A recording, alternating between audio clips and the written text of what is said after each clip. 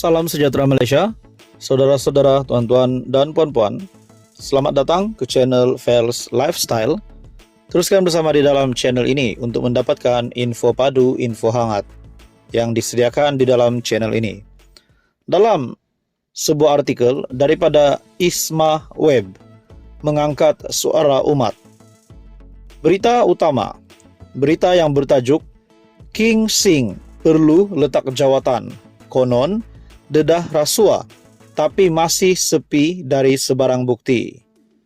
Dalam artikel ini, Bangi 14 Zulhijjah, Isnin, Datuk Seri Tiong King Sing perlu meletak jawatan sebagai Menteri Pelancongan Seni dan Budaya susulan dakwaannya bahawa wujud budaya rasuah dan penyalahgunaan kuasa yang kronik segelintir pegawai imigresen di pintu masuk negara.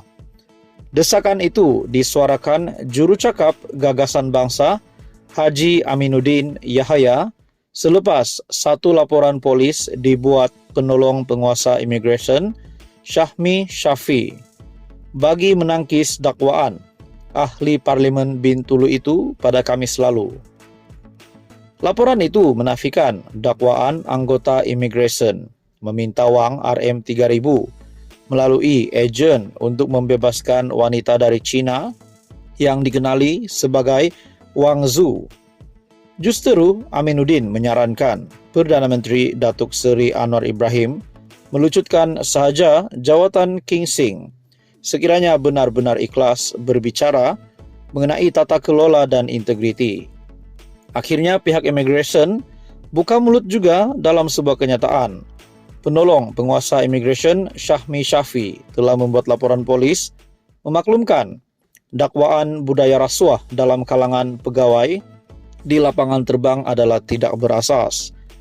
Sudah lebih kurang 2 hari dakwaan Menteri bahawa beliau berada di KLIA menyelamatkan seorang warga negara Cina, kononnya dari komplot rasuah pegawai imigresen KLIA, tapi masih sepi dari sebarang bukti, hanya cakap mulut saja.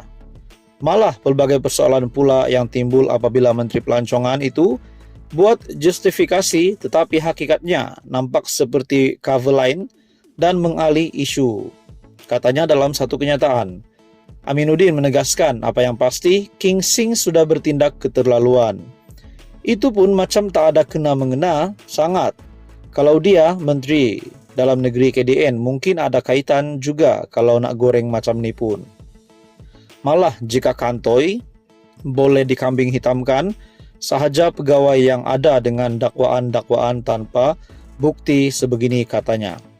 Terdahulu King Sing menegaskan beliau tidak pernah menyalahgunakan kuasa untuk membebaskan wanita asing seperti yang didakwa. Sebaliknya, mendakwa pelancong dari Cina itu ditahan jabatan imigresen tanpa sebarang sebab. Tuan-tuan dan puan-puan semua, apa komen anda? Teruskan bersama di dalam channel ini untuk info yang seterusnya. Jangan lupa bantu channel ini dengan menekan butang like, share, dan subscribe. Salam sejahtera Malaysia, selamat datang ke channel Fels Lifestyle. Tuan-tuan dan puan-puan yang amat dihormati sekalian, dalam sebuah artikel berita daripada Biharian.com yang menyebut nama salah satu kepimpinan tertinggi PAS ataupun Menteri Besar Kedah iaitu Sanusi. Artikel ini bertajuk, "Itu rumah Abang Sanusi. Tak guna 1 sen pun duit Sanusi." Menteri Besar Datuk Seri Muhammad Sanusi menafikan gambar rumah banglo di Sik yang ditularkan pihak tertentu menerusi media sosial adalah miliknya. Sebaliknya, beliau menegaskan kediaman terbabit adalah milik abangnya yang bekerja sebagai penyelam dasar laut dan tidak mempunyai kaitan dengan politik dan pilihan raya. Foto sebuah banglo di Sik lengkap dengan image Google Map yang cuba digambarkan ada kaitan dengan saya hingga timbul tanggapan, kononnya banglo itu milik saya, sedang ditular oleh para pemfitnah dan pendengki di media sosial. Ia tidak benar dan semata-mata fitnah. Pemfitnah ini bekerja keras menjelang pilihan raya negeri untuk mempengaruhi orang ramai percaya saya kini hidup kaya raya hingga mampu membina rumah seperti itu, katanya dalam kenyataan. Muhammad Sanusi yang juga ahli Dewan Undangan Negeri Adun Jeneri menegaskan tiada satu sen wang miliknya digunakan untuk membina rumah itu dan ia dibina sendiri oleh hasil titik peluh abangnya sendiri setelah bekerja keras selama puluhan tahun. Katanya, selama ini abangnya terpaksa tinggalkan istri dan anak-anak hingga 3 atau 4 bulan sebelum dapat kembali bertemu keluarga. Bukan sekali dua, tetapi banyak kali ketika istrinya bertarung nyawa melahirkan anak. Si suami pula sedang bertarung dengan hiu dan jerung di dasar laut. Mereka suami istri, termasuk anak telah banyak berkorban selama ini. Amat menyedihkan tatkala sampai masa untuk mereka mengecap sedikit kegembiraan dapat masuk rumah yang baru siap. Ada pula orang yang dengki dan sakit hati hingga tergamak menjajah fitnah konon rumah itu bukan milik mereka. Apakah salah mereka kepada kalian, pemfitnah, katanya. Muhammad Sanusi turut mempersoalkan adakah menjadi kesalahan abangnya mengumpul duit setelah berpuluh tahun bekerja, mempertaruhkan nyawa dalam keadaan begitu bahaya untuk memberikan sedikit kegembiraan kepada ahli keluarga. Apa salah dia kepada kalian sehingga tidak berkira langsung menyebar fitnah sedangkan kalian tidak kenal pun siapa pemilik rumah itu? Adakah kerana dia abang saya, dia tidak boleh bina rumah besar walaupun dia ada duit dan mampu untuk bina rumah seperti itu? Katanya sebagai adik, beliau tahu abangnya sudah lama bekerja keras untuk membahagiakan keluarganya. Mereka dengan mudah menyebar fitnah untuk mendapat sedikit habuan atau memuaskan dendam kesumat yang lama terpendam. Mereka seperti lalat penghurung tahi yang kotor lagi jijik. Bersiap sedialah kalian semua untuk menjawab di dunia dan akhirat atas dosa yang telah disebarkan, tegasnya. Salam sejahtera Malaysia. Selamat datang ke channel Fels Lifestyle.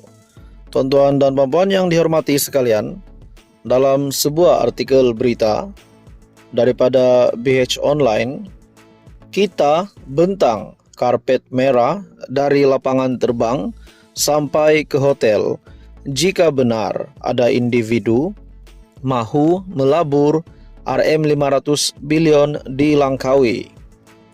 Dalam satu topik berita yang panas ini, Tengku Zafrul sebagai Menteri Perdagangan Antarabangsa dan Industri berkata jika dakwaan bekas ahli Parlimen Langkawi itu benar, ia bakal mencipta sejarah dan rekod baharu buat Malaysia. Bekas Perdana Menteri Tun Dr. Mahathir Mohamad perlu mendedahkan butiran pelabur yang didakwanya mahu melabur sehingga RM500 bilion di Langkawi. Anda tahu tak, dalam sejarah pelaburan, jumlah pelaburan diluluskan tertinggi ialah RM309 bilion setahun. Sejak Malaysia merdeka sampai sekarang, tak pernah ada pelaburan tinggi sampai RM500 bilion. Masa Dr. Mahathir jadi Perdana Menteri, tak pernah ada pelaburan diluluskan setinggi itu. Kena ingat juga, RM309 bilion ini adalah jumlah keseluruhan pelaburan yang dihimpunkan dari pelbagai sumber, bukan dari satu pelabur saja, dan pelaburan ini adalah untuk seluruh Malaysia dan bukan hanya di satu lokasi. Jika betul ada satu pelabur sanggup labur sampai RM500 bilion di Langkawi saja, ini bakal jadi rekod baharu di Malaysia, katanya dalam satu penjelasan menerusi video di Facebook beliau. Sebagai menteri yang menjaga pelaburan, Tengku Zafrul berkata, andai benar dakwaan pelabur ini wujud, kerajaan akan mempermudahkan kemasukan pelaburan ini. Saya tak kisah siapa yang membawa masuk pelaburan itu, sama ada Dr. Mahathir, kerajaan atau pembangkang. Sebab kalau ada pelaburan masuk, yang terima manfaat adalah rakyat. Jadi, saya nak minta jasa baik Dr. Mahathir kongsi butiran pelabur ini. Sedangkan pelabur nak melabur juta-juta pun kita sambut dengan tangan terbuka. Ini kan pula nak labur RM 500 bilion. Memang kita bentang kapet merah dari lapangan terbang sampai ke hotel katanya. Dr. Mahathir pada satu program bual bicara anjuran proklamasi orang Melayu di Pusat Convention Shah Alam Sabtu lalu mendakwa berjumpa dengan pelabur yang berhajat melabur RM 500 bilion di pulau peranginan popular itu, namun tidak mendedahkan individu berkenaan. Ada orang nak melabur, mereka jumpa saya. Mereka kata nak melabur di Pulau Langkawi sebanyak RM 500 bilion. Tetapi katanya tak ada menteri yang sudi jumpa dengan dia.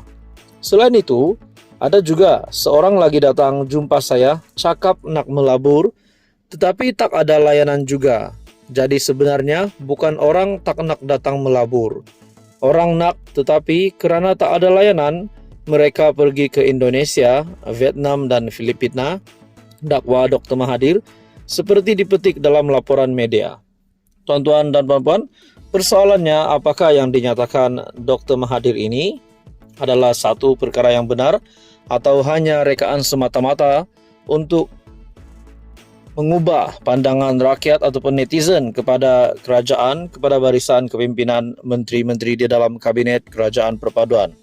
Namun, itu semua menjadi persoalan.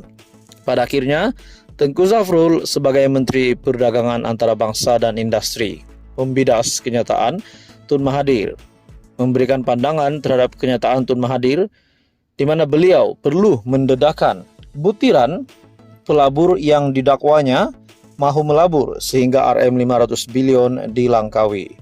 Tuan-tuan dan puan-puan, teruskan bersama di dalam channel ini untuk info yang seterusnya. Mohon bantu channel ini dengan menekan butang like, share, dan subscribe.